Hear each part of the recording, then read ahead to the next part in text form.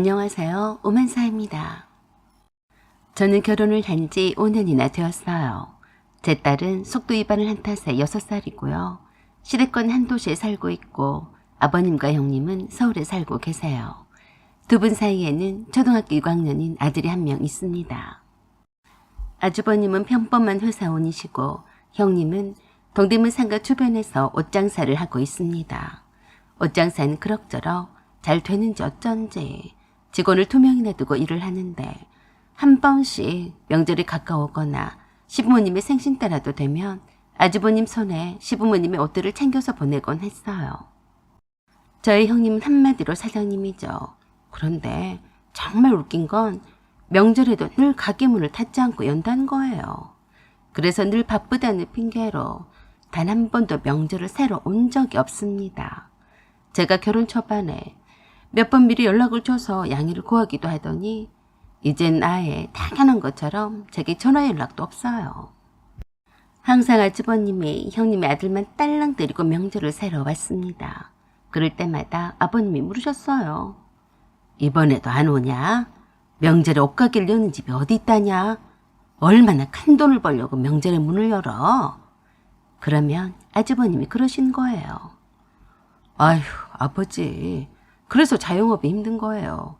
365일 쉬는 날이 있는 줄 아세요? 그때 시어머니가 그러셨어요. 아이고, 냅둬요. 설마 명절에 문을 여는 가게가 어디 있어요? 그냥 오기 싫고 쉬고 싶어서 그러겠죠. 장사하느라 고생을 하는데 어떻게 여기까지 오고 싶겠어요? 나는 내 아들과 손자만 보면 돼요. 그러자 아버님이 또 그러셨어요. 그래도 그렇지. 하도 못 본 지 오래되어서 큰며느리 얼굴을 잊어버리겠다. 명절엔 자고로 힘들더라도 온 가족이 함께 모이는 것이 의미가 있는 것 아니냐. 어떻게 생전에 코빼기도 안 비치고 사냐? 그 말씀에 시어머니께서 또 그러시대요. 이 양반이 늙었나? 왜 이렇게 잔소리가 많아요? 일 때문에 바쁘다잖아요. 바쁘긴 개뿔.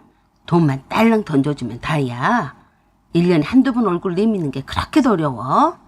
하여간 요새 것들은 시부 말기는 먹같이 한다니까. 그래, 니들이 좋아하는 돈 줬으니까 내 할 일은 다 한 거다. 이거 아니여? 아버님만이 이렇게 제대로 한마디씩 하셨어요.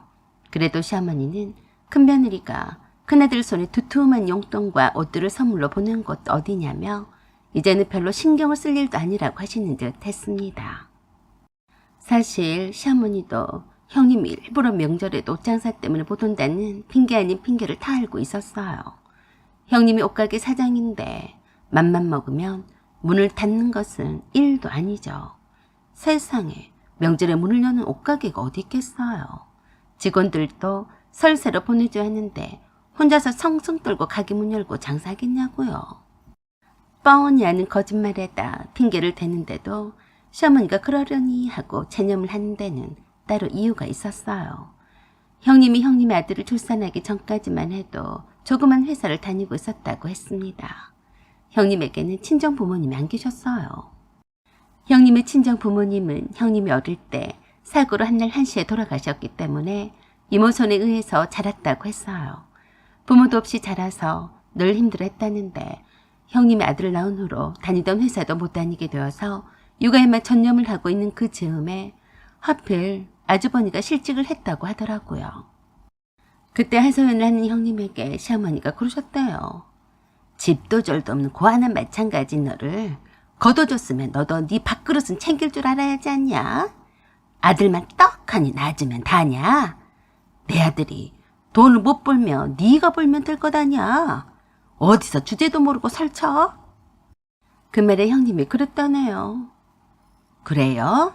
그럼 우리 영식이는 누가 키워요? 어머니가 키워주실 거예요. 내가 이 나이에 손자나 키우면서 살아야겠냐? 니들이 낳았으니까 너희들이 알아서 키워야지. 그럴 용기도 없으면서 낳았어? 틀린 말씀은 아니었죠. 그러자 형님이 그러더래요. 그러면 어머니 아들한테 용식이를 맡기고 시장 바닥에서 가서라도 장사를 할 테니까 장사 미천이라도 대주실 거예요? 이게 미쳤나? 내가 왜 너한테 돈을 줘? 이러니까 부모도 없고 형제도 없고 아무 연줄도 없는 고한테는 장가를 보내는 게 아니었어. 말은 바로 해야지. 형님이 아무 연줄이 없는 것은 아니죠. 형님을 키워주신 형님의 이모도 있었고 형님의 친가 쪽 어른들도 있었지만 다 형님에게 무심한 탓에 고아처럼 기댈 때라곤 한 군데도 없다는 뜻이었어요. 시어머니는 엉뚱하게 형님을 탓했어요.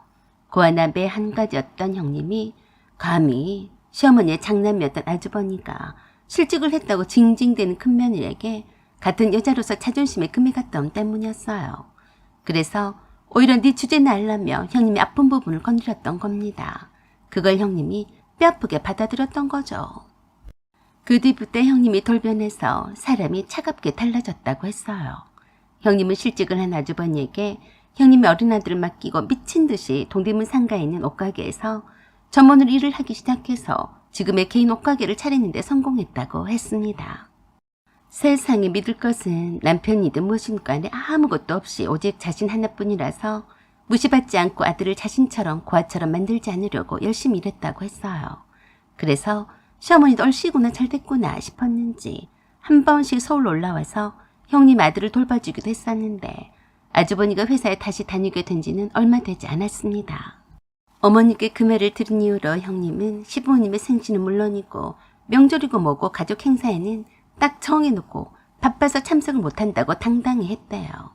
그래도 시어머니 입장에서는 아들이 실직이 살짝 걱정을 했는데 다행히도 큰며느리가 생활력이 강해서 아들을 먹여 살리니까 끽소리도 하지 않으셨다고 했어요. 그래서였을까요? 시어머니는 집안 일이 생길 때마다 저만 부르셨어요. 고분고분하니 수더분한 제가 뭐 어쩌겠습니까? 시부모님도 부모님인데 당연히 일이 생겨서 부르면 달려가야 맞다고 생각했어요. 그래요. 뭐 맨날 시부모님을 모시고 사는 것도 아닌데 자식된 도리라 생각하고 형님이 없는 명절을 제가 다 독박 써가며 지내는 것도 그런다 칠 수 있어요. 그런데 몇 해 전부터 계속해서 시어머니의 설날 세뱃돈을 주시는 것이 참 빈정이 상했습니다. 뭐 시부모님이 주시는 세뱃돈 가지고 빈정까지 상하냐고 하실 거예요. 제 딸이 갓난아기일 때에는 아기가 무슨 돈을 아냐고 하시면서 딱 1,000원짜리 한 장을 쥐어주시더니 작년에 웬일로 5,000원을 주시더라고요. 그런데 초등학교 6학년인 형님의 아들에게는 10만 원을 주시는 겁니다. 바로 제가 보는 앞에서요. 형님의 아들이 제 딸 나이 때에도 10,000원짜리 이하를 주신 적을 못 봤어요. 그전에는 솔직히 형님 아들에게 얼마나 주시든 신경을 안 썼는데요. 이상하게 아이가 어느 정도 크니까 그게 그렇게 빈정이 팍 상하더라고요. 비록 형님의 아들이 초등학생인 것은 감안을 하겠어요. 그래도 그렇지. 매번 형님처럼 막 뻗대지도 않고 대놓고 시댁에 내려오지도 않았어도 저는 큰소리도 하지 않고 제 할 도리를 다 해왔어요. 그러면 저에 대한 배려도 어느 정도 해줘야 하는 거 아닌가요? 마음 쓰는 것이 그 세뱃돈 차이에서 느껴지는 것 같았습니다. 섭섭하더라고요. 돈 몇 푼에 추잡스럽게 섭섭하고 말고 하냐고 하실 거예요. 저도 어쩔 수 없는 속 좁은 인간이었나 봐요. 그동안 시어머니의 말씀을 잘 따르고 시부모님을 공경하며 사는 것이 바르다고 생각을 해서 형님이 명절 때마다 오지 않아서 저 혼자서 다 일을 다 치렀어도 제 할도리가 여기며 군소리 안 했는데요. 저도 연중에 그에 대한 보상 심리가 있었나 봐요. 세뱃돈, 그게 뭐라고 빈정이 상해서 저도 일단 한 번쯤 해봐야 작은 며느리가 없는 자리가 얼마나 귀한지 아실 것 같았습니다. 시부모님께는 죄송했지만 저도 일하는 엄마로서 휴식이 필요한 것도 사실이었고요. 그래서 작년 추석 때도 일 때문에 핑계를 대고 가지 않았지만 다가오는 이번 설날에도 가지 않을 생각입니다. 형님처럼 남편과 딸만 보낼 생각이에요. 그래서 단짝 친구를 어렵게 꼬셔서 여행을 예약했네요. 그리고 나서 남편에게 말했더니 그러더라고요. 자기가 그렇게 하고 싶다는데 내가 어떻게 말리겠어? 그렇게 해. 내가 엄마한테는 잘 말씀을 드릴게. 그리고 때마침 시어머니가 제게 전화를 주셨어요. 이번 설 때 말이다. 물가가 너무 비싸니까 우리 그냥 간소하게 하자. 그래도 네 시숙하고 용식이가 내려오니까 좋아하는 LA갈비만 조금 더 넉넉히 하고 다른 것들은 딱 한 접시만 하자. 내가 이것저것 둘러보면서 장을 미리 봐둘 테니까 네가 고기만 사오면 되겠다. 그러세요? 이번에도 형님은 안 내려오시는 거죠? 네 형님은 기대도 하지 마라. 장사한 애가 내려오겠냐? 뭘 알면서 그러냐? 그러세요? 그러시면 어머니, 이번에는 두 아드님이랑 설을 보내시겠네요? 뭐? 그게 뭔 소리냐? 어머니, 저도 바빠서 못 가요. 뭐? 설에 바쁘다니 말이나 되는 소리냐? 공휴일이 날간인데 뭐가 바쁘다고 그러냐? 네, 놀러가기 바쁘네요. 죄송하지만 저도 휴식이 필요해서요. 일이다 육아다 해서 휴일에도 제대로 쉬어보지 못했네요. 친구랑 여행 예약이 잡혀서요. 뭐시여? 네가 지금 나를 놀리고 있는 것이냐? 작년 추석 때도 안 오더니 뭐 하자는 거요? 죄송해요. 어머니께는 며느리가 저만 있는 게 아니잖아요. 그리고 간소하게 하신다면서요. 사랑하는 두 아드님과 손자와 손녀가 있는데 무슨 걱정이세요? 종종 저도 숨도 쉬고 살아야 오래 살 것 아니겠어요? 말이 안 통한 저와 통화를 끝낸 후에 남편에게 전화를 한나절 붙잡고 계셨어요. 그러자 남편이 딱 한마디만 했습니다. 엄마, 형수는 명절에 안 와도 되고 로라 엄마는 그러면 안 되는 거예요. 암튼 로라 엄마 대신에 제가 있는데 왜 그렇게 화를 내세요? 더 이상 이런 일로 전화하지 마세요. 뭐시여? 너도 똑같아. 천불이네. 어디 명절을 며느리 없이 보낸다냐? 엄마, 꼭 명절을 며느리와 함께 보내라는 법 같은 건 없어요. 저도 가고 형도 가고 손자와 손녀가 엄마한테 갔는데 뭐 어쩐다고 그러세요. 제가 로라 엄마 대신에 좀 더 일찍 가서 음식 하는 거 도와드릴게요. 아이고, 내 팔자야. 시어머니가 뒷목 잡고 쓰러진다고 난리를 치셨어요. 그런 시어머니께 남편이 또 한마디 했습니다. 엄마, 이번엔 우리 로라한테도 세뱃돈으로 배추잎 싹으로 주세요. 그러라고 로라 엄마가 용돈도 많이 챙겨드리는데요. 아셨죠? 미쳤냐? 너도 오지 마. 사연은 여기까지입니다. 감사합니다. 안녕하세요. 오만사입니다. 제 남편은 누나만 위로 셋이나 있었어요. 저와 결혼할 때에는 누나들 셋 다 모두 결혼을 한 상태였고 아버님은 이미 돌아가신 후였어요. 아버님이 살아 생전에도 막내이자 아들이 하나인 남편에게 온 집안 식구들이 남편을 싸고 돌았다고 했습니다. 막내이자 아들이었던 남편은 시부모님의 크나큰 사랑을 독차지하면서도 누나들의 관심과 보살핌 속에서 지내왔어요. 좋게 말하면 화목한 집안에서 사랑을 듬뿍 받고 자란 왕자님이었어요. 하지만 나쁘게 말하면 여자들 치마폭 속에서 버릇없이 자라서 자기밖에 모르고 약간 또래보다 철이 없다고나 할까요? 그래서 남편과 사귈 때에도 그런 어린애 같은 행동 때문에 혀를 내두르고 몇 번이나 헤어졌다 만나기를 반복을 했는지 모릅니다. 저에 관한 한 하나부터 10까지 전부 다 누나들과 시어머니와 공유를 했으니 말 다 했던 거죠. 그런데 왜 결혼까지 했냐고요? 제가 헤어지자고 하니까 당시 남편의 누나들이 쫓아와서 사정을 했어요. 누나들 뿐이겠어요. 시어머니까지 저에게 쫓아왔습니다. 저에게 해코지 하는 것은 아니었고 저에게 엄청 잘해줬어요. 그때 시어머니가 제게 그러셨어요.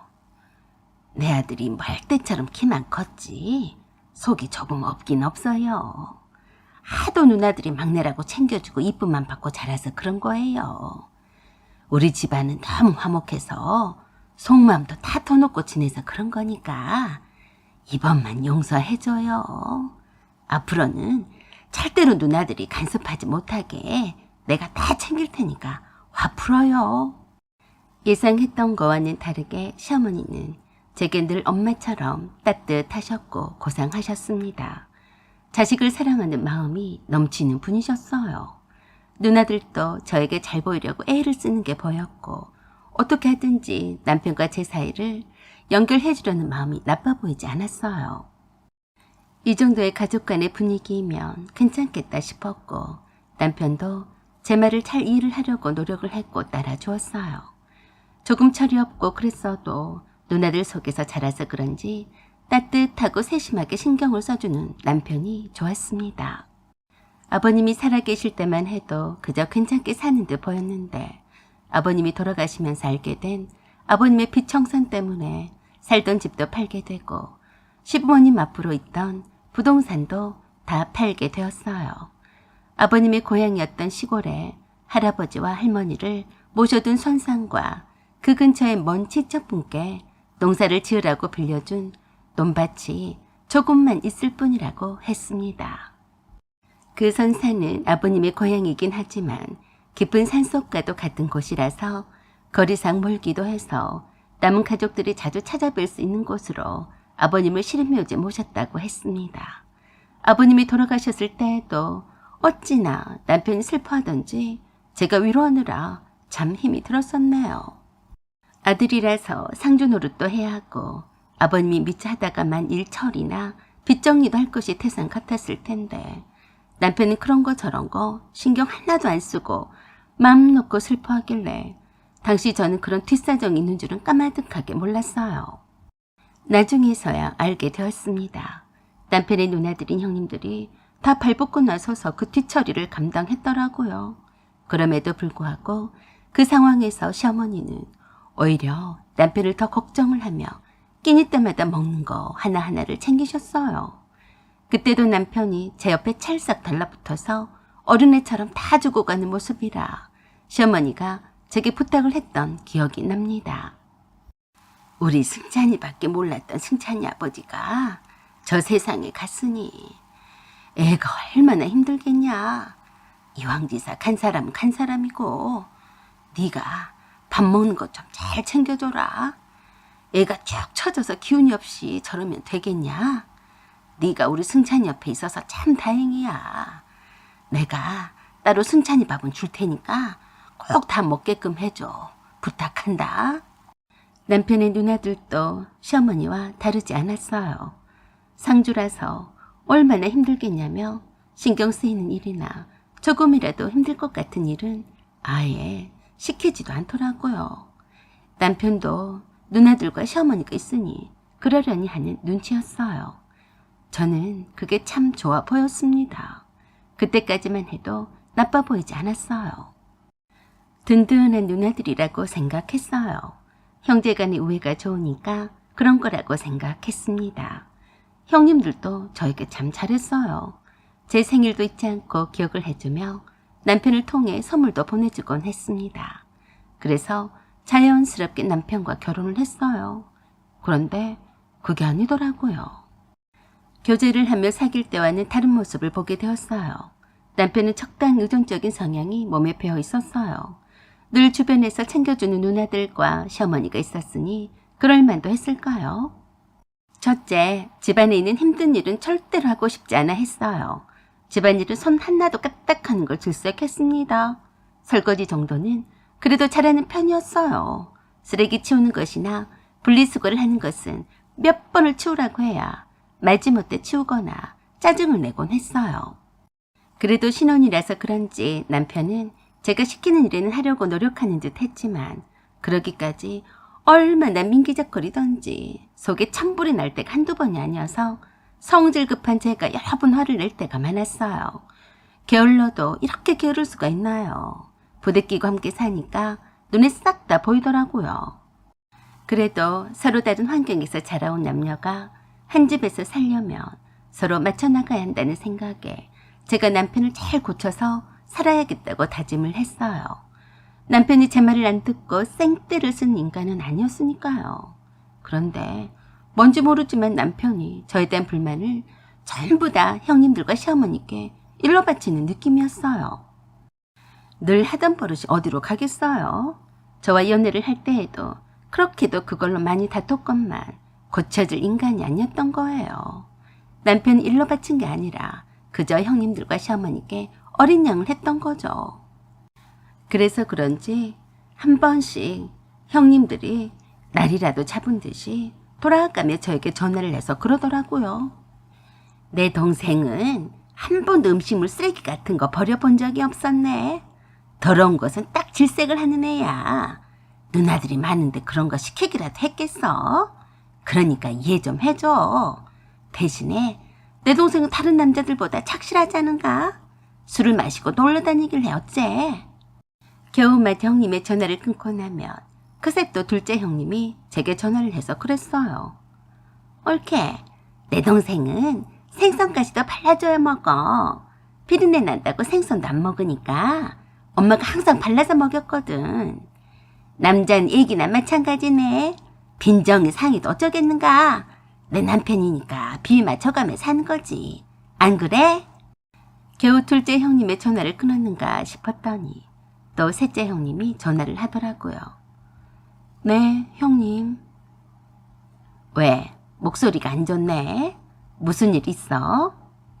아니요. 오늘따라 형님들이 약속인 하신 것처럼 차례대로 전화를 주시네요. 그 말에 흠칫 놀라서 그러더라고요. 약속은 무슨 약속? 왜? 신이들 전화를 하니까 싫은가?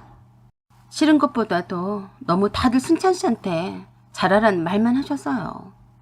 무슨 일이세요? 옳게, 그냥 옳게가 좋게 받아들이면 안 되겠어? 우리는 다른 신우이들이랑은 다르네. 다른 집들은 신우이들이 시집살을 시키네 어쩌네 그러는데 그건 입말이야. 그동안 우리가 얼마나 옳게한테 잘했는지 옳게도 알자는가? 알긴 몰라라. 웃긴 짬뽕 같은 소리하고 자빠졌네. 확 한 소리 해주고 싶었는데 참았어요. 뭐 그 정도 안 하는 집이 어디 있다고. 또 무슨 말을 하려고 저러는지 속은 짜증이 몰려오고 했지만 내색할 수가 있나요? 나도 결혼을 해서 신우도 있고 시어머니도 있어서 며느리 고충은 잘 알아. 옳게 우리만큼은 아무 탈 없이 잘 지내고 싶고 추워도 옳게한테 신우집 같은 거 할 생각은 없어. 그래야 내 동생한테 옳게가 잘할 것 아닌가. 안 그래? 네, 그런데 무슨 일로 전화 주셨어요? 제가 두 형님들과도 전화 통화를 하느라 하던 일도 못하고 있어서요. 아, 그래? 그래서 목소리가 축 처져 있었구나. 그럼 간단하게 한 말만 할게. 내가 사진 하나를 보냈어. 세상에, 그게 말이야. 할아버지 할머니를 모신 선산인데 우리가 아버지 돌아가신 뒤로 선산을 못 돌봤잖아. 그래서요? 이젠 올케가 책임을 지고 관리 좀 해. 제가요? 승찬 씨가 하면 되죠. 왜 하필 제가 해요? 그러자 화들짝 놀라면서 그랬습니다. 뭔 소리야? 이제까지 승찬이가 힘들까봐 우리가 다 했었어. 이제 결혼을 했으니까 올케가 다 알아서 해. 우리 승찬이는 그런데 신경을 안 쓰고 일에만 집중하게. 듣고 보니 참 얼척이 없었어요. 형님, 저도 이래요. 그러자 더 격앙된 소리로 그러는 겁니다. 누가 자네가 일한 줄 모르나? 이제껏 누나들이 다 알아서 선산 묘지 관리를 다 해왔는데 갑자기 바쁜 애한테 맡기면 쓰겠어. 자네가 더 빠릿빠릿하니까 내도 한 달 셈치고 신경 좀 쓰라는 것 아닌가? 네? 승찬 씨가 전능하나 반병신이에요? 말짱한 육신이 못할 게 뭐가 있어요. 그렇게 승찬 씨 걱정할 거면 늘 하던 대로 형님들이 나서서 계속 그렇게 하시던지 할 일이지. 제가 다 알아서 책임을 지고 하라뇨. 제가 승찬 씨를 돌보기 위해서 결혼했어요. 그러자 셋째 형님이 완전 열이 받아서 제게 나팔을 불어댔어요. 이게 가만히 보니까 웃기고 자빠졌네. 그동안 내가 올케가 마음에 안 들었어도 얼마나 입 꾹 다물고 참고 살았는지 알기나 해. 그리고 우리 엄마 같은 사람도 세상 천지에 그런 시어머니는 없네. 하여간 며느리한테 한 소리 하면 아들 잡을까봐 끽소리도 안 하셨어. 듣고 있자니까 어이가 없어서 말문이 다 막혔습니다. 아무튼 긴 말 하지 않을 테니까 내 동생이 신경 쓰이지 않게 자네가 알아서 때 맞춰서 선산 관리에 신경 좀 쓰게. 사진에 보이는 것처럼 선산에 잡초가 많아서 보기가 흉하네. 전화 한 통하면 다 알아서 벌초도 해주고 하는데 뭐하러 내 동생께 신경을 쓰게 하나? 신의 시집살이 시킨다고 할까 봐서 무서워서 전화도 자주 못한다는 주제에 선산 묘지 관리는 알아서 관리를 잘해달라면서 끊더라고요.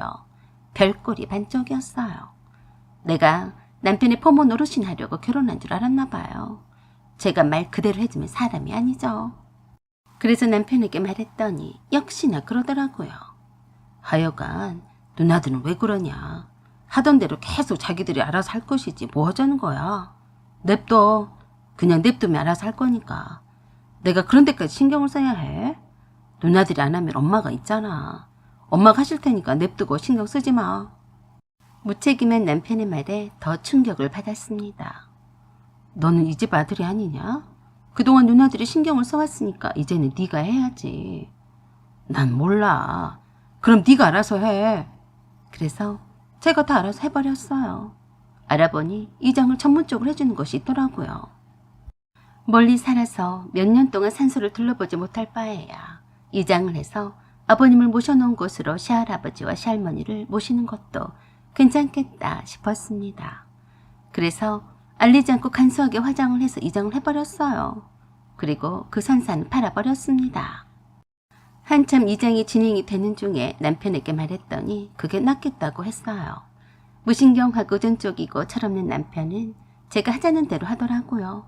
마누라 덕택에 큰일을 하나 치렀다고 의기양양해하며 시어머니께 그 사실을 말한 남편이 되려 시어머니의 곡소리를 듣게 될 줄이야. 어찌 알았겠습니까? 뭐시 어째? 내 허락도 없이 이장을 했어? 네가 지금 집안 말 한 먹을 일 있냐? 왜요? 엄마도 그 몇 년 동안 한 번도 선산에 가본 적이 없잖아요. 뭐하러 매번 벌초하느라 돈 퍼들고 그 짓을 해요. 그래도 엄마가 똑똑한 며느리를 봤으니까 가까운 곳으로 모셨죠. 뭐시 어쩌고 어째? 네가 사람이냐? 이 속도 없는 놈아. 네가 사람이여? 우리 집은 이제 망했네. 망했어. 그 묘자리는 장남이 대대손손 잘 되는 묘자리라고. 네 할아버지가 절대로 건드지 말라고 한 땅이여. 이장을 하면 망한다고 했다. 내가 며느리를 잘못 들여서 집안 망하게 생겼네. 네? 그럼 그렇다고 말을 했어야죠. 저는 몰랐어요. 모르긴 뭘 몰라. 내가 말을 해줘도 한 귀로 흘렸겠지. 그렇지 않아도 네 작은아버지가 선산을 없애려고 얼마나 네 아버지를 볶아대는 줄 아냐? 그 묘자리가 장남한테만 좋지 차남한테는 안 좋다고 해서 언제적부터 이장하자고 나댔었어. 아이고 우리 망했네. 어쩐지 이상하게 작은아버님이 이장을 하는 게 어떠냐고 하시면서 직접 나서서 힘을 써주는 덕에 수월하게 이장을 했네요. 그런 숨은 비밀이 있었다니. 이제가 시집온 며느리가 말해주지 않으면 어찌 알겠나요. 그러게 뭐를 생판 알지도 못하는 며느리에게 선산 묘지걸 일을 맡기길 맡겨. 시어머니 그 말에 남편이 저에게 이장을 하자고 했다고 고함을 지르고 난리 판꽃을 벌렸어요. 그것뿐이겠어요. 3명의 형님들이 몰려와서 제게 삿대질 해가며 잡아잡수려고 했습니다. 집안에 사람이 잘못 들어와서 망한다고요. 그래서 제가 그랬습니다. 그럼 제가 나갈 테니까 사람 다시 들이시면 되겠네요. 저한테 선산 묘지걸 일을 맡긴 분들이 누군데 그래요. 저도 망할 이 집구석에서 더 이상 미련도 없으니까 위자료 투덕히 준비하세요. 라고 하며 친정으로 짐 싸들고 가버렸어요. 저에겐 이미 선산과 그 주변에 있던 친척들에게 임대를 줬던 옛 할아버지가 사셨던 집이랑 논밭을 다 판 돈이 있었어요. 제가 남편의 동의를 얻어서 팔았던 건데 돈 관리를 제게 다 맡겼던 탓에 제가 그 돈을 위자료 삼아 챙겨갔습니다. 신혼집 전세도 판으로 딱 갈라서 가져왔어요. 반반씩 냈으니까 당연히 그래야죠. 그새 저와 못 헤어진다며 징징대던 남편. 혹시나 혹처럼 달라붙을까봐 끔찍했어요. 2년 동안은 혼인신고를 하지 말라던 친구의 말을 잘 새겨 들은 탓에 수월하게 헤어졌네요. 망할 집구석에서 잘 탈출했다고 생각합니다. 사연은 여기까지입니다. 감사합니다. 안녕하세요. 오만사입니다. 저는 35세 갓 결혼한 신혼새댁입니다. 사실 저는 이번이 2번째 결혼이에요. 전 남편과는 혼인신고 전에 헤어졌습니다. 남편은 초혼이고요. 저와 남편이 사귈 때부터 제 과거사를 알고 있었어요. 물론 시부모님도 알고 계셨고요. 그럼에도 불구하고 시부모님이 크게 반대하지는 않았어요. 그만한 나이에 처녀가 얼마나 있겠냐. 차라리 한번 결혼까지 하고 왔더라도 혼인신고도 안 하고 헤어졌으니까 봐줄만 하지. 대신에 집도 있겠다. 돈은 있으니까 괜찮다.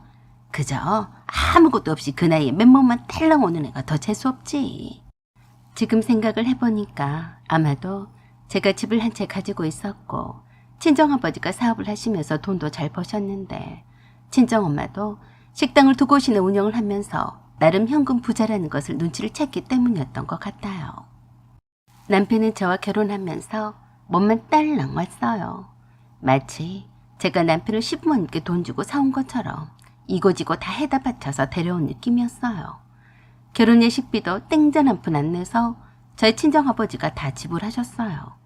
정말이지 거짓말 한마디도 안 보태고 시부모님은 제게 돈 한 푼 안 쓰고 아들을 장가 보냈어요. 참 재수없죠? 저희 친정 부모님이 보내오신 선물도 받기만 하셨고 답례로 선물 비슷한 것도 안 보내셨어요. 그래도 제가 한번 결혼했다 온 처지라 그런가 보다 하고 생각했습니다. 그것뿐만이 아니었어요. 결혼 전에 남편이 살던 원룸은 남편 영끌에서 모두 대출받아서 샀던 거예요. 그걸 시어머니가 못 팔게 하시고 임대를 내서 월세 50만 원을 따박따박 받아 챙기셨어요. 이제껏 아들을 키워준 값이라며 그것도 모자르신다며 생활비 100만 원을 요구하시는데 못 드린다고 딱 거절했습니다. 신혼집 장만에 돈 한 푼 안 들이고 결혼을 한 남편이 혼세당 같은 거 받지 않겠다고 선언을 했었는데 그때 무척 못마땅해하는 시어머니 얼굴이 선명합니다. 어찌됐든 저는 남편 하나만 보고 결혼을 했어요. 시부모님은 오랫동안 건축 자재 관련 일을 하고 계시는데 저 아래쪽 지방에서 허름한 3층짜리 건물 1층에서 가게를 운영을 하시고 2층에서 살고 계십니다. 처음에는 3층 상가 건물주가 시부모님 것이라고 해서 정말로 부유하게 잘 사는 집인 줄 알았어요. 시댁에 처음 인사를 갔을 때에도 버스 정거장이 있는 바로 앞에 시댁의 건물이 있어서 비록 엄청 낡고 오래된 건물이긴 했어도 웬만큼 사는 집이려니 생각했습니다. 어둡고 냉기가 서려있는 옛날식 건물이라서 실망스럽기도 했지만 그래도 시부모님 어찌나 있는 척을 하시길래 그러려니 생각했습니다. 나중에서야 알게 되었지만 시댁의 상가 건물 1층에는 시부모님 운영하는 철물점이 있었고 또 다른 상가는 시부모님의 건축 자재 창고로 쓰이고 있더라고요. 2층과 3층은 원룸 형식으로 얼마 전까지만 해도 임대가 나갔었지만 워낙에 옛날식 건물이라 입식부엌도 아닌 탓에 임대가 되지 않아서 공실인 채로 있다고 했어요. 남편은 착실하고 착한 사람이었어요. 직장도 나쁘지 않아서 제복이 언제 이런 남자를 또 만나겠냐 싶어서 결혼을 진행했어요. 웬만하면 시부모님과 함께 살 것도 아닌데 부딪히지 않으려고 무진 애를 썼습니다. 그만큼 제가 더 남편과 결혼을 하고 싶었던 거겠죠. 신혼여행은 서로가 시간이 맞지 않아서 나중으로 미루고 신혼집들이를 했어요. 제일 먼저 시댁 식구들을 초대했습니다. 신혼집은 제가 기존에 살고 있던 34평 아파트였어요. 그날도 밖은 몹시도 추운 날이라서 일부러 보일러를 평소보다 더 높게 올렸어요. 평상시 23도인데 24도로 올렸습니다. 시어머니가 저희 신혼집에 오셔서 저를 보시더니 대번에 그러시더라고요. 아니, 이 염동설안에 웬 반팔이냐? 반팔이 바닥이 왜 이렇게 뜨겁냐? 해가 다 떴는데 보일러가 돌아가야 쓰겠냐? 그래서 제가 그랬어요. 어머니, 밖에 얼마나 추운데 그래요. 어머니 오신다고 더 따뜻하게 하려고 그런 거죠. 그래도 그렇지. 나는 생전에 이렇게 뜨겁게 보일러를 틀어놓고 살아본 역사가 없다. 좀 줄여라. 덥다 더워. 그리고 너는 옷 좀 입어라. 한겨울에 반팔이 뭐냐 반팔이. 시어머니 그 말에 남편이 쪽이 좀 팔렸는지 그랬어요. 엄마, 그래봤자 가스비가 별로 많이 안 나와요. 맨날 아낀다고 엄마처럼 보일러 꺼버리니까 더 열 효율이 안 나서 가스비가 더 나왔던 거예요. 그러자 시어머니가 무슨 소리냐며 난방기 조절기 쪽으로 가시더니 깜짝 놀라시며 난리셨습니다. 어메, 이게 뭐냐? 24도가 아니여. 이러면 살림 거덜난다. 빨리 줄여. 그래서 제가 그랬어요. 어머니, 평소엔 23도로 해놓고 살아요. 어머니 오시니까 24도로 설정한 거고요. 따뜻하게 살아야 건강하죠. 라고 했더니 시어머니가 저를 째려보며 그러시는 겁니다. 아이고, 우리 며느리 잘났네. 그래, 내가 따뜻하게 살면 좋은 줄 몰라서 이러냐? 너처럼 반팔로 23도로 살면 그 돈은 다 어디서 나오냐? 네가 돈 많은 집 딸인 줄은 알겠다만 나는 생전에 한겨울에도 실내 온도가 15도를 넘긴 적이 없었다. 그래도 이렇게 말짱하고 건강해. 그렇게 돈 아까운 줄 몰라서 어쩌려고 그러냐? 네? 15도요? 어떻게 그렇게 춥게 사세요? 보일러를 아예 안 틀고 사셨어요? 안 틀긴 왜 안 틀어? 지은 지 오래된 건물이라서 보일러를 틀어도 그 모양이라 그렇지. 실내 온도가 15도여도 다 옷 두껍게 입고 잘 살았다. 그래도 아파트가 좋긴 좋구나. 난 이런 세상을 살아보지 못해서 말이다. 세상에, 실내 온도가 보일러를 틀고도 15도라니 거짓말 같았어요. 그래서 제가 남편에게 눈짓으로 진짜냐고 했더니 눈을 깜빡거리며 그런다고 하더라고요. 정말 딴 세상의 사람들의 이야기처럼 들렸습니다. 저는 더 이상 시어머니 말에 대꾸를 하지 않았어요. 남편이 시부모님께 그러더라고요. 엄마, 그리고 아버지, 이젠 그 건물을 팔고 아파트로 이사하시는 게 어때요?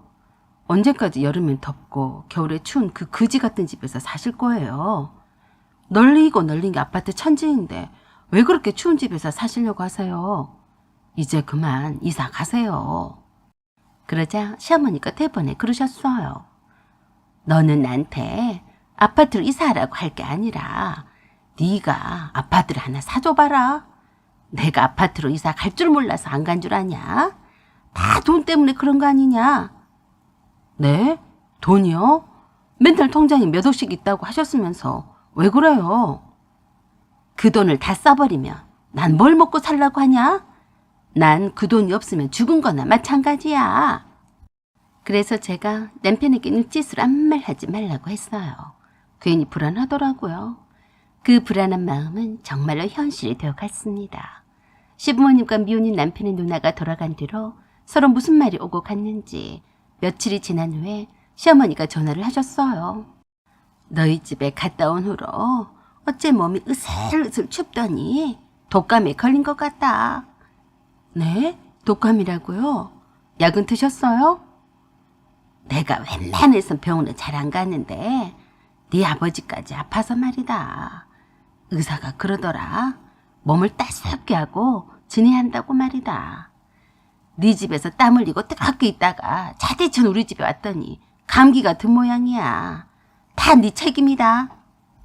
저는 그냥 농담하시는 줄 알았어요. 두 분이 감기가 든 것이 왜 제 책임인지 웃기잖아요. 어머니, 생강차를 끓여 드시고 잘 쉬세요. 혹시 코로나 신속 항원 검사는 하셨어요? 하긴 했는데 아니래. 독감이 더 무섭다더라. 그래서 말인데 당분간 너희 집에 가서 겨울 동안만이라도 지낼 테니까 그런 줄 알아라.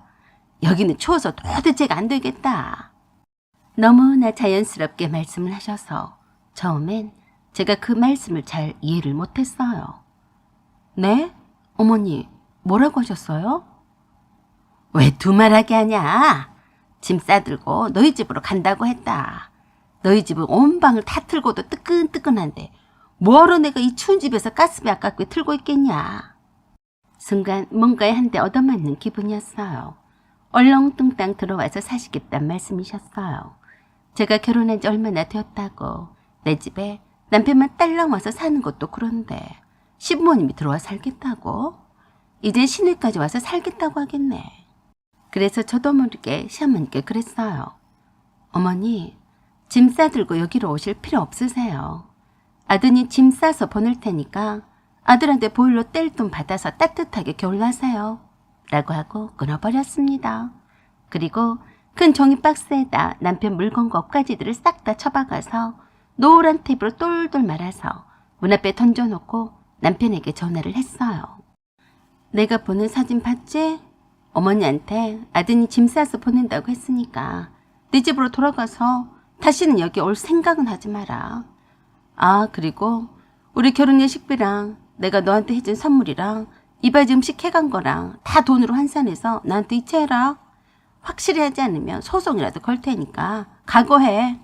라고 해버리고 비번도 바꿔버리고 바로 친정으로 가버렸어요. 이미 한번 엎질러진 물은 주워 담을 수 없듯이 그 한순간으로 남편과는 끝이었습니다. 남편만 좋으면 뭐하나요? 혼인신고 전에 2번, 3번을 헤어진다 해도 제가 더 이상 불행해지지만 않는다면 10번이고 더 할 생각이었어요. 아닌 것은 아니었으니까요. 완고한 제 뜻을 확인한 남편이 적지 않은 돈을 보내주고 저와 헤어졌습니다.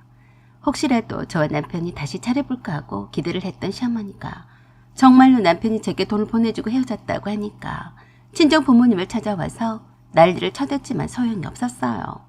남편은 다시 예전에 자기 원룸으로 돌아갔다고 들었습니다. 월세 50만 원과 제게서 생활비까지 따박따박 받아 챙기려고 했을 텐데 참 아쉬워할 시어머니의 표정이 상상이 갔습니다. 사연은 여기까지입니다. 감사합니다. 안녕하세요. 오만사입니다. 펄펄 눈이 내렸습니다. 이게 얼마만인가 서복이 쌓이는 눈을 보게 되다니 그것도 내가 회사를 때려치자마자 축하라도 해주려는 듯이 기분 좋게 내리다니 다른 때 같았으면 출퇴근 때문에 엄청 힘들었을 텐데 웬 횡재야? 마침 남편은 베트남에 출장을 갔어요. 눈이 쌓여서 기분이 겁나 좋은 것은 정말 오랜만이었습니다. 이 행복한 여유로움을 만끽을 하고 있는데 갑자기 시어머니로부터 전화가 왔어요. 춘삼이는 어제 잘 갔다고 했냐? 네, 어머니. 넌 회사 때려쳤다며? 네? 어떻게 하셨어요? 왜 그러냐? 나한테 죄진 거라도 있냐? 왜 나한테 네가 회사 때려친 것을 숨기려고 하니? 저는 그저 멋쩍게 웃을 뿐 담담하게 말했습니다. 설마요. 제가 회사 그만둔 것을 말한 적이 없는데 어머니가 알고 계셔서요. 겨우 일주일밖에 안 됐잖아요. 일주일밖에 안 되건 어쨌건 간에 네가 회사를 그만뒀으면 뒀다고 왜 제때 말을 안 해? 참, 나 웃기시더라고요. 내가 왜 시어머니께 이것저것 다 보고하며 살아야 하죠? 그래서 제가 그랬어요. 어머니, 제가 회사 그만둔 게 뭐 좋은 일이라고 저러러 어머니께 바로 알리겠어요. 제가 말 안 해도 아시고 계셨잖아요. 춘삼 씨가 그새 일러 바쳤는데 뭘 그러세요? 뭐? 일러 바쳤다고 했냐? 말뻔세가 그게 뭐냐? 하늘 같은 네 서방이야. 안침밥은 먹여서 보냈냐? 네, 시래기 된장국에 잘 처먹고 갔어요. 뭐? 처먹고 갔다고? 너 갈수록 말하는 것이 못해 처먹었는데 안 되겠다. 내가 이참에 네 교육 좀 시켜야겠다. 라고 하시더니 전화를 끊으셨어요. 교육은 무슨 교육? 별꼴이었어요. 요즘 세상이 어떤 세상인데 시어머니한테 며느리가 교육을 받나요? 오히려 며느리가 시어머니 교육을 하는 세상인데 시대가 어떻게 흘러가는지를 몰라도 한참 모르는 우리 시어머니셨어요. 그러시던지 말던지 시어머니가 하시는 말씀과 행동마다 신경을 쓰고 살면 피곤해서 어떻게 살겠어요. 그냥 오늘은 시어머니가 컨디션이 별로인가 보다 하고 생각하고 넘어가야죠. 그렇게 생각을 하니 마음이 한결 산뜻해졌습니다. 고층 아파트라서 그런지 밖은 하얗게 눈이 덮인 세상이어도 멀리 산능선이 선명히 다 보일 정도로 공기도 상쾌하고 햇살도 따스하니 좋았어요. 그래서 늘어져라 한숨을 자고 있었어요. 얼마나 지났을까. 한참 초인종 벨소리가 울려서 봤더니 글쎄 시어머니가 문을 두드리고 난리셨습니다. 이게 웬 날벼락이야? 벌써 해는 중천이어도 아직 눈곱도 안 떼고 파져서 자고 있었는데 시어머니가 들이닥치더니 이 눈밭을 헤매고 진짜로 여기까지 웬일? 빨리 문 안 연다고 문을 두드리고 있으시길래 바로 열었더니 시어머니 혼자가 아니었어요. 웬 아주머니들이 4분이 더 오셨습니다. 어머니, 웬일이세요? 웬일은 무슨 웬일? 내가 아까 아침에 너한테 했던 말을 어디다 고살만 먹고 그러냐? 하여간 시엄니 말은 말도 아닌 게지? 네? 저를 교육하겠다는 말씀이요? 여기 분들은 나랑 라인땡 사는 분들이다. 마침 너도 집에 있으니까 여기서 점심이나 먹고 가려고 함께 왔다. 어서 밥 차려. 시어머니 뒤로 아주머니들이 중무장을 한 채 서로 한마디씩 던지면서 우르르 들어오셨어요. 아이고, 이 집 며느리 말만 들었지. 궁금했는데 이제서 보네. 반가워요. 아니 그래, 우리가 이렇게 찾아와도 되나 몰라요. 하도 김 여사가 아들집 구경시켜준다고 해서 왔긴 왔는데 허허. 엉겁결에 인사를 하는 나를 한번 보시더니 시어머니가 그러셨어요. 아이고, 괜찮다니까 그러네. 오늘이 크리스마스 이브인데 이런 폭설이 어디로 가겠소. 그냥 우리 며느리도 집에 있으니까 여기서 놀다가 갑시다. 세기 괜찮지? 우리 여기서 점심도 먹고 저녁엔 음식 배달해서 먹을 테니까 점심밥만 좀 해라. 네? 밥이요? 내가 뭐라 하기도 전에 함께 오신 라인댄스 친구분들이랑 거실로 들어가셔서 벌써 소파에 자리를 잡고 앉으셨습니다. 미리 연락을 주시던지 하실 일이지 갑갑했어요. 언제 밥해서 반찬까지 준비해서 점심밥을 차리겠냐고요. 그래서 제가 시어머니께 가서 말씀을 드렸어요. 어머니, 냉장고에 차릴 반찬도 별로 없어서요. 제가 국밥이라도 배달시켜 드릴까요? 그러자 시어머니가 단칼에 그러시네요. 지금 밖이 안 보이냐? 아직 눈밭이야. 우리도 오죽했으면 이리로 왔겠냐? 그래도 여기까지 걸어올만 해서 오느라 다들 지치셨다. 그냥 있는 반찬을 대충 먹자. 그러자 다른 아주버님께서 그러셨어요. 우리를 그냥 손님이라 생각하지 말고 평소 먹던 대로 내오면 돼요. 김장김치에다 밥만 있으면 되니까 이것저것 하지 말고 밥만 해요. 그래요. 우리가 갑자기 왔는데 염치 없이 뭘 바래요? 김치에다 밥만 먹어요. 아, 네. 죄송해요. 미리 오실 줄 알았으면 뭐라도 준비해놨을 텐데요. 참 난감했습니다.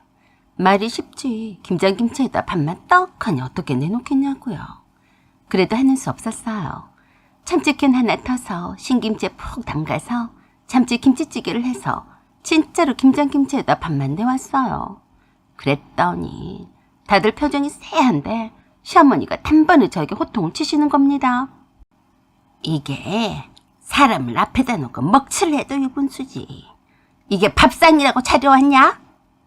창피스럽게 버럭 소리를 지르시는데 저라고 뭐 어쩌겠어요. 쪽이 팔려서 목이 마는 소리로 그랬습니다. 어머니, 저희가 먹던 대로 차린 거예요. 내올 반찬이 없다고 말씀을 드렸잖아요. 죄송해요. 시어머니는 더욱더 소리를 높이며 저를 닥달하셨습니다. 아니 그럼 그동안 내 아들한테 이렇게 다 먹였냐? 일도 않고 놀고 있으면서 냉장고에 반찬이 없다는 게 말이 되는 거야? 하다못해 계란말이라도 해와야 하는 거 아니냐? 어머니, 계란도 떨어졌어요. 그러게 왜 연락도 없이 오셨어요? 시어머니가 냅다 저에게 소리를 쳐대자 다른 아주머니들이 그런 시어머니를 말리며 그랬어요. 아유, 김 여사, 찌개에다 밥 말아 먹으면 되지 뭘 그래요? 라고 하자 시어머니가 저에게 그러셨습니다. 내가 다 부끄럽다. 당장에 도로 내가 거라. 어디 손님상은 이렇게 내오냐? 어휴, 내 팔자야. 뭐 도로 내가라고 하시니까 그대로 따랐어요. 그 모양을 지켜보던 시어머니가 저에게 그러시는 거예요. 너 지금 당장에 나가서 바로 앞에 식육점에서 소고기 좀 사와라. 슈퍼에서 두부랑 무는 팔 것 아니냐? 소고기 묵국이나 뜨끈한 소고기 떡국이라도 해. 알았냐? 기껏 먹던 대로 차려오라 해서 차렸더니 아파트 상가에 가서 소고기를 사오라니. 그래도 못 쪼겠어요. 그러라면 그래야죠. 네. 오면서 그냥 오지 말고 맥주랑 안주거리랑 넉넉히 사와. 유포도 사오는 거 잊지 말고. 알았냐? 네. 밖은 땡땡 얼어있던 터라 몸단장을 단단히 하고 아파트 상가로 향했어요. 식육점에 도착하기도 전에 시어머니한테서 또 전화가 왔습니다. 너 간 김에 그냥 오지 말고 상가 건너편에 새로 오픈한 커피집 있더라. 커피랑 와플이랑 넉넉히 사와라. 그리고 간 김에 맥주에는 치킨이 아니냐. 치킨도 한 서너 마리 사와. 왜? 대답이 없어? 알았어요. 또 사올 것은 없어요? 아니다. 제과점도 있던데. 오랜만에 우리 라인 댄스 친구들이 뭉쳤는데 크리스마스 이브 분위기는 내야지 않겠냐? 케이크도 사와. 네? 왜? 놀랐냐? 오늘이 크리스마스 이브가 아니냐?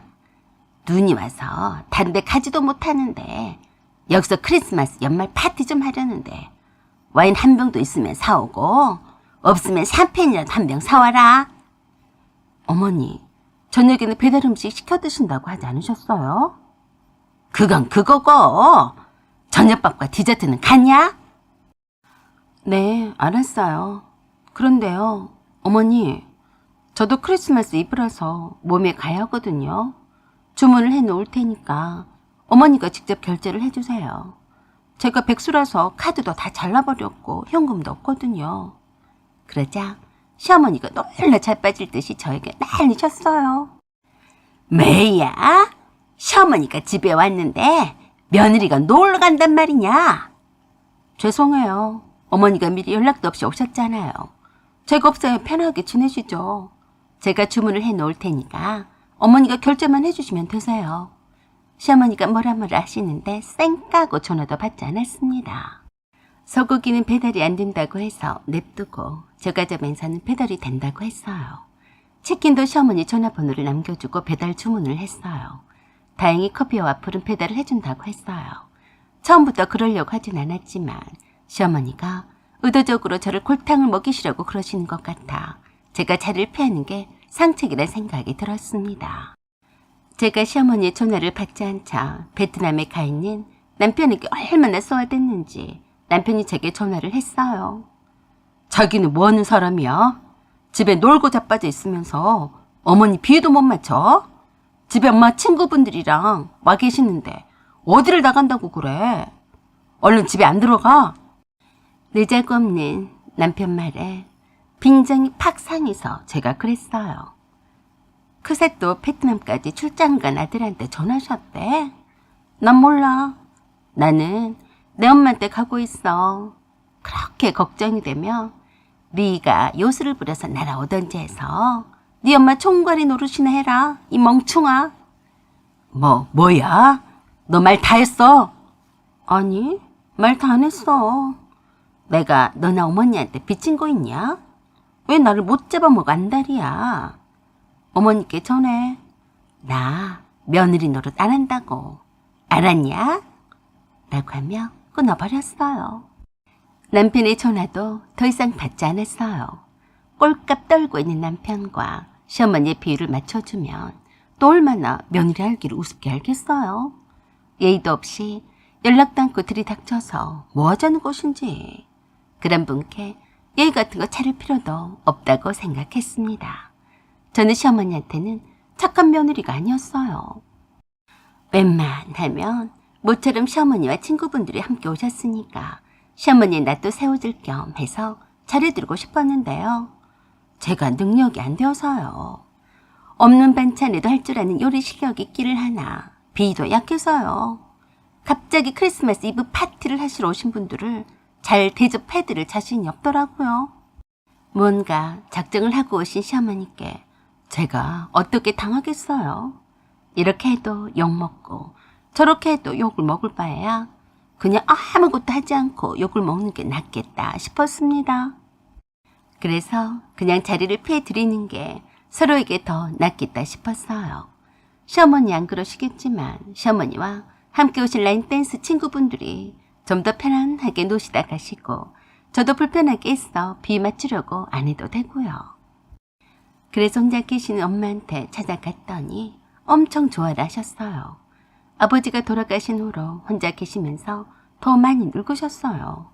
내가 가니까 그제서야 그 엄동설안의 추위에 보일러를 더 세게 돌리시더라고요. 엄마, 집에 왜 이렇게 추워? 보일러 아끼지 말라고 했잖아요. 이 냉골방에서 지내면 엄마 병원비가 더 들어요. 괜찮아. 이 큰 집에서 어떻게 혼자 지내면서 보일러를 다 돌리겠냐. 내 걱정은 하지 말어. 오빠는 옳기는 한 번도 안 왔어요? 집도 가까우면서 칭한 것들이네. 내가 이렇게 오지 않았다면 엄마는 쓸쓸하게 혼자서 크리스마스 이브를 보낼 참이라 괜시 오빠 올케 언니에게 화가 났습니다. 그러자 엄마가 되려 제게 화를 내셨어요.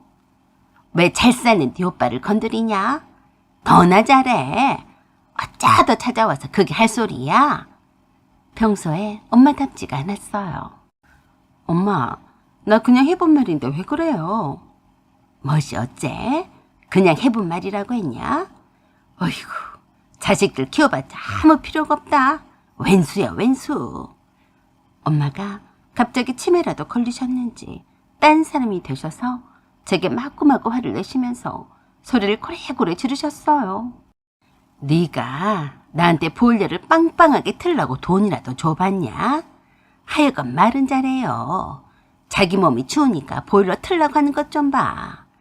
네가 내 병원비를 진짜로 걱정한다면 내 이 두 손가락을 다 장을 지지고 말겠다. 아이고 천불이네.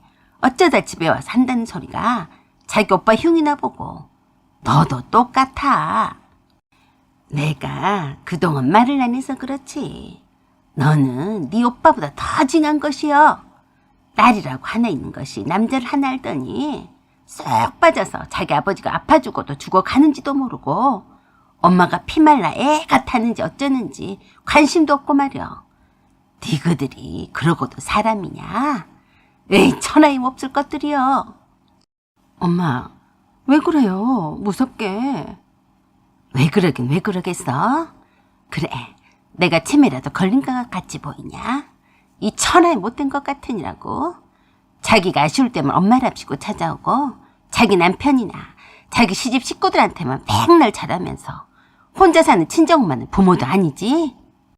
엄마가 무섭게 일그러진 모습으로 저를 붙잡으시더니 세게 잡고 흔들어 대는데 그 힘이 어찌나 세든지 제가 꼼짝도 못하고 혼이 다 빠졌어요.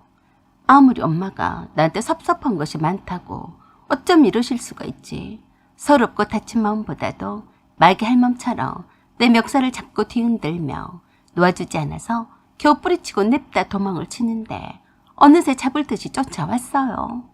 죽어라 나 살려라 하며 젖먹던 힘까지 다 써가며 도망을 쳤지만 다리는 마음과는 달리 헛발질에 엄마에게 다시 붙잡혔는데 그 순간 너무 소름이 돋아서 저도 모르게 악을 질렀습니다.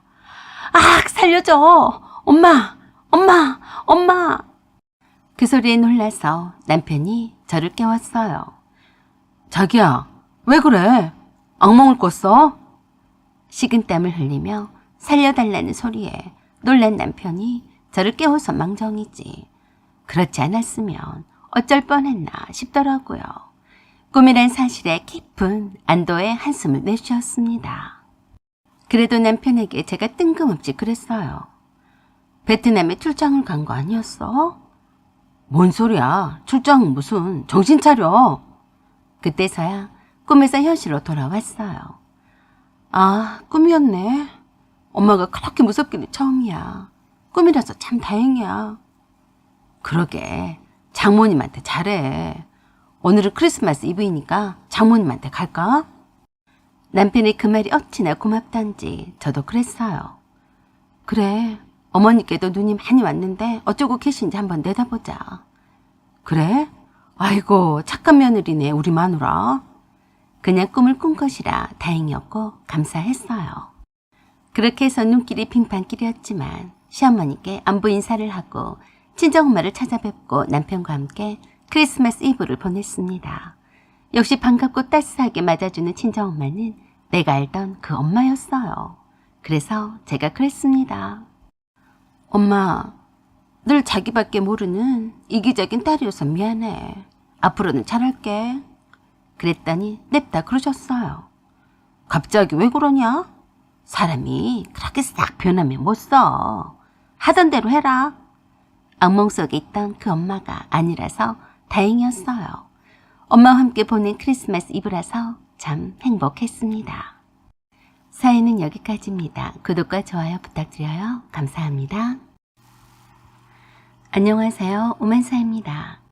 제 남동생의 결혼식이 있던 날이었어요. 저한테는 하나밖에 없는 소중한 동생인데요. 제가 결혼을 한 이후로 이렇게나 빨리 결혼을 할 줄은 꿈에도 몰랐습니다. 제가 결혼을 하기를 기다리기라도 했다는 듯이 속전속결이었어요. 남동생의 결혼식이 있던 날에 막내 신우이와 함께 시어머니도 오셨습니다. 신우이도 직장 생활을 하고 있었고 시어머니도 매달 많지는 않아도 조금씩 생활비에 보태 쓰시라고 얼마간의 돈을 보내드리고 있었어요. 그래서 당연히 둘도 없는 제 남동생의 결혼식에 축의금을 낼 줄 알았지 뭡니까.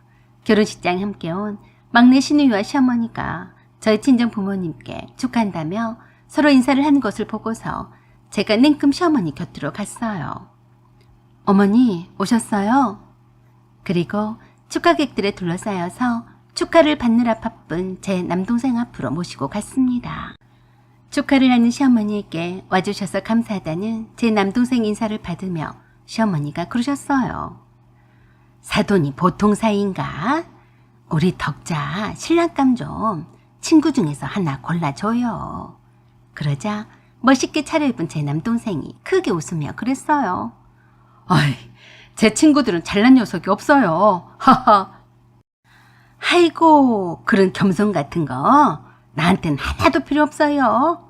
같은 회사에서 집안 좀 잘 사는 후배나 있으면 소개시켜줘봐요.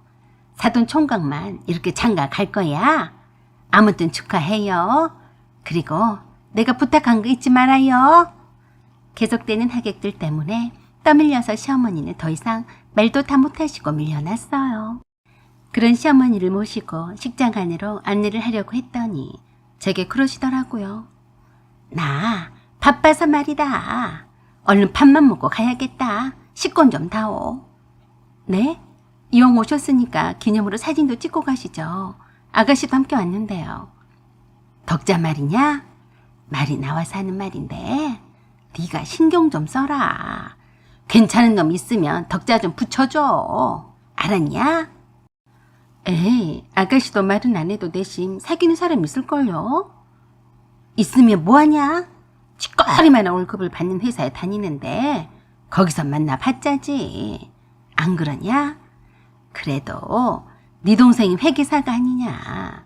전문직이라 평생 직장인데 얼마나 좋으냐? 네가 오늘 우리 덕자를 데리고 다니면서 한 놈 잡아봐. 알았지? 그래서 그랬는지 오늘 한껏 있는 대로 멋을 다 부리고 온 신우이가 평소에는 잘 들고 다니지도 않던 명품 백까지 들고 높은 하일 삐딱구두도 신고 왔더라고요. 어머니, 알았어요. 좋은 사람 있으면 소개할게요. 그래, 알았다. 그런데 나 빨리 밥 먹고 가야 하니까 식권 넉 장을 줘야겠다. 4장이나요? 그래, 저기 내 친구들이 함께 왔어. 어차피 오늘 만날 건데 여기서 밥 먹고 가자고 불렀다. 그래서 제가 조용히 시어머님께 여쭸어요. 어머니, 식권 안 받으셨어요? 축의금을 내시면 주잖아요. 이거 비싼 식권이에요. 그러자 저를 날카롭게 째려보며 그러셨어요. 너는 이 경사스런 날에 축하를 해주러 찾아온 내게 이래야 쓰겠냐? 축의금은 내 아들이 대표로 낼 게 아니냐? 왜 따로 낼 필요가 있어? 너희들이 냉장고 하나 해줬다며? 나한테까지 설마 축의금을 들고 오지 않았다고 눈치를 주는 건 아니지? 시어머니 그 말씀에 살짝 당황했습니다. 결혼식장에 오면서 빈손으로 오다니 이게 무슨 경우인가 싶었어요. 그래서 시어머니에게 다가가서 조용히 말씀을 드렸습니다. 어머니, 식권 하나에 얼마짜리인 줄 아세요? 차라리 친구분들 모시고 밖에 나가서 식사하세요. 제가 그 돈 드릴게요. 그러자 무식하게 그 많은 하객들이 모였는데 저희가 버럭 화를 냈어요. 내가 너희들 결혼식 때도 여기서 했는데 모를까봐 그러냐? 너네 애가 왜 그러냐? 내가 여기 뷔페가 고급스럽고 잘 나와서 일부러 내 친구들을 부른 건데 그게 그렇게 아깝냐? 내 아들이 냉장고 하나 사줬는데 내가 내 친구들 몇 명 불러서 밥 먹이는 게 그렇게도 아까워? 그러자 신우이가 저를 향해서 그러더라고요. 언니, 추잡스럽게 그깟 식권 몇 장 때문에 왜 그래요? 가만히 보면 언니는 참 독하더라. 엄마한테 얼른 식권이나 빨리 드려요. 엄마 친구분들도 저기서 기다리고 있는데 뭐해요? 아, 알았어요. 드릴게요. 라고 하며 식권 4장을 드렸습니다. 시어머니는 저를 살짝 흘겨보시더니 식권을 받아들자 좋다고 친구분들이 있는 차 식당 쪽 계단으로 바삐 가셨어요. 조금 당황스럽더라고요. 왜냐하면 사돈이 축의금도 내지 않고 맨손으로 와서 친구들까지 불러서 그 비싼 뷔페를 먹고 갔다면 저의 시댁 식구들을 어떻게 보겠어요. 그때까지 한쪽 기퉁에서 회사 일 때문에 한참 통화 중인 남편에게 가서 제가 그랬어요. 어머니랑 아가씨가 왔는데 축의금은 안 내시고 어머니 친구분들 모시고 와서 식당으로 식사하러 가셨다. 너라도 어머니랑 아가씨 앞으로 축의금 봉투를 만들어서 넣어라. 네가 쪽팔리지 않으려면 말이다. 아, 진짜? 덕자는 뭐하고 경우 없이 축의금도 안 들고 왔대? 내가 알겠니? 우리가 내 남동생한테 냉장고 하나 사줬다고 그걸로 퉁치려고 하시더라. 그건 그거고 어머니는 어머니고 아가씨는 아가씨가 아니냐? 아가씨까지 해서 총 5명이야. 식사비만 해도 얼만데 축의금도 안 내실 거면 그냥 가시던가 하실 일이지. 참나. 그러자 남편이 제게 그러더라고요. 이왕 이렇게 된 거 냅두고 내가 급한 대로 한 30만 원 정도 축의금으로 엄마와 덕자 앞으로 할 테니까 장인과 장모님한테는 티내지 마라. 쪽팔리니까. 알았지? 그래야지. 그럼. 덕자한테도 나중에 내가 한가할 때 말할 테니까 너는 그냥 냅둬라. 알았어. 그렇게 그날은 그냥 넘어갔어요. 그 다음 날도 주말이라 남편 일찌감치 시어머니께 작정하고 전화를 드렸습니다. 엄마, 어제는 친구분들과 식사 잘 하시고 가셨어요? 오냐? 너희들 결혼식 때도 거기 밥이 잘 나온다고 다들 그랬지 않냐? 덕분에 내 친구들한테 인신 좀 썼다. 네, 잘하셨어요. 비싼 점심 사주셨네요. 내가 이럴 때 아니면 언제 내 친구들한테 밥 사주겠냐. 미리 와서 밥 먹으니까 좀 더 한가하니까 좋더라. 너는 어쨌냐? 사위라고 막 부려먹지는 않던? 부려먹기는요. 제가 엄마랑 덕자 앞으로 축의금을 30만 원 냈어요. 뭐? 깜짝 놀라서 펄쩍 뛰셨어요. 너 미쳤냐? 30만 원이 누구 애 이름이냐? 진짜야? 그럼 제가 가짜로 말하겠어요? 생각을 해보세요. 장인과 장모님이 전부 학임 연단을 다 빼실 텐데 사돈이 축의금도 하지 않고 밥 먹으러 왔다고 하면 제가 얼마나 나쁘꾸럽겠어요. 요것 봐라. 네가 나쁘꾸러울 게 뭐가 있어? 냉장고 한 대 사줬다고 하지 않았냐? 처남한테 냉장고 한 대가 뭐 별거예요? 처남은 우리가 결혼할 때 혼수 장만하라고 1,000만 원이나 줬어요. 이 바보야. 그건 네 처한테 준 거지 너한테 준 게 아니잖아. 아니지. 혹시 네 처가 네 몰래 1,000만 원 준 거 아니냐? 엄마, 주면 좀 어때요? 우리 처남이나 되니까 누나 혼수 사는데 보태라고 1,000만 원씩이나 주지. 덕자를 봐요. 나한테 땡전한 풀을 쓰던가요. 덕자 말은 하지도 말어. 걔가 돈 있었으면 그랬겠냐? 어디 할 짓이 없어서 덕자한테 바래? 자기 먹고 살기도 바쁜 애한테 바랄 걸 바래라. 덕자도 돈 버는데 축의금을 냈어야죠. 엄마가 안 낸다고 딱 쌩까면 되겠어요? 아무튼 제가 대신해서 냈으니까 그 돈을 엄마 용돈에서 제할게요. 그리 하세요. 뭐야? 누가 너더러 내랬어? 덕자한테 알아서 반틈을 돌려받으시던가 하세요. 그럼 이만 끊을게요. 그러자 그새 저한테 쪼르르 전화를 해줬습니다. 너는 얘가 어째 그 모양이냐? 네? 무슨 말씀이세요? 내 아들이 네 동생한테 냉장고 한 대를 사줬으면 된 거지. 캬, 이 돈도 없는 시험에라 신우 돈을 뜯어가야 쓰겠니? 네? 돈을 뜯어간다고요? 그래. 네가 얼마나 내 아들을 족쳤으면 대신해서 30만 원씩나 냈겠냐? 완전히 천불이네. 그래서 저도 가만히 있지 않았어요. 어머니, 천불이라뇨. 제가 오히려 속이 타타네요. 결혼식장에 비싼 밥 얻어먹으러 친구들까지 불러서 오는 사돈이 세상 천지에 어딨다고 그러세요?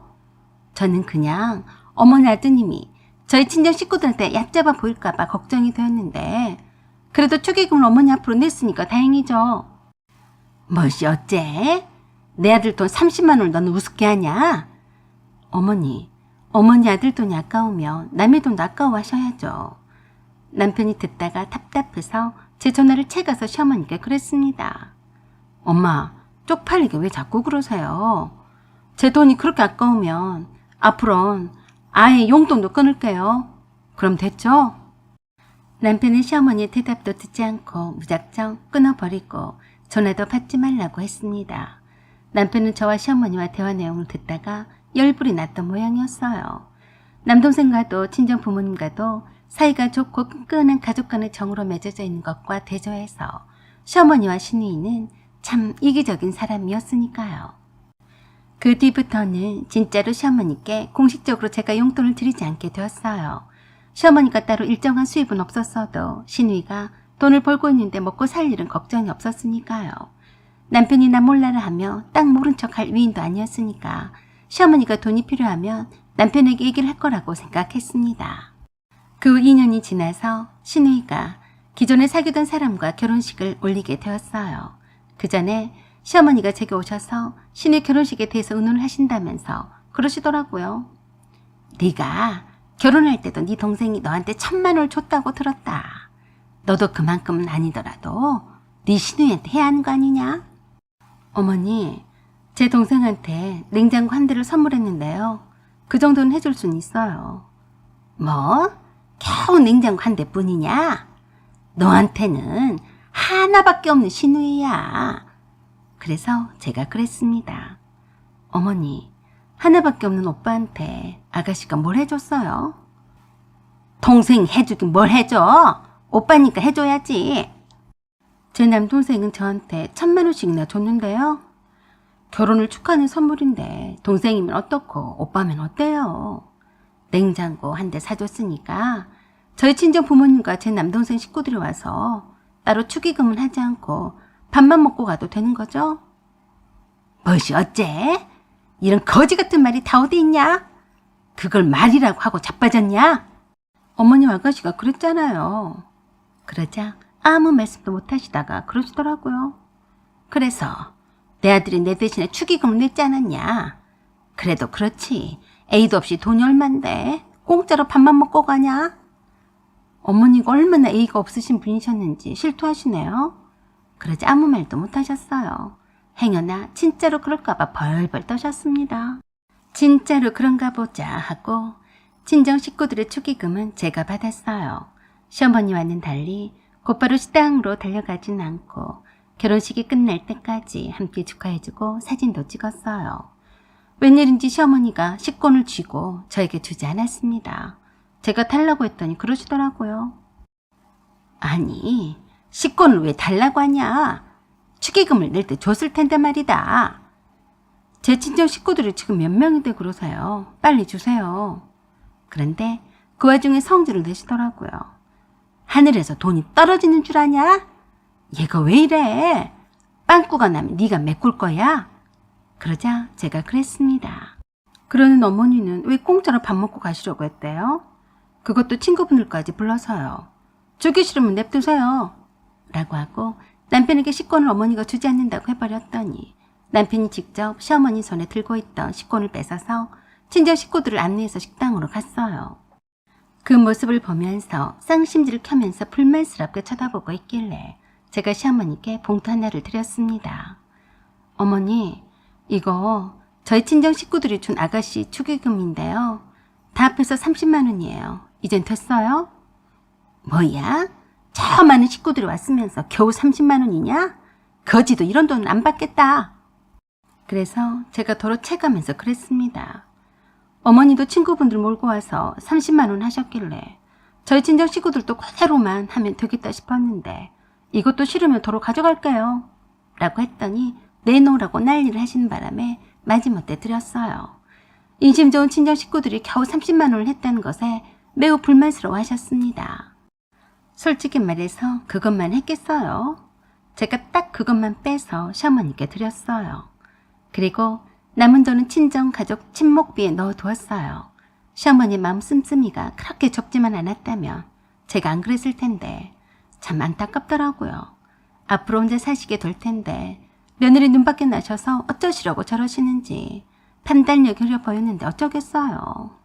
사연은 여기까지입니다. 구독과 좋아요 부탁드려요. 감사합니다.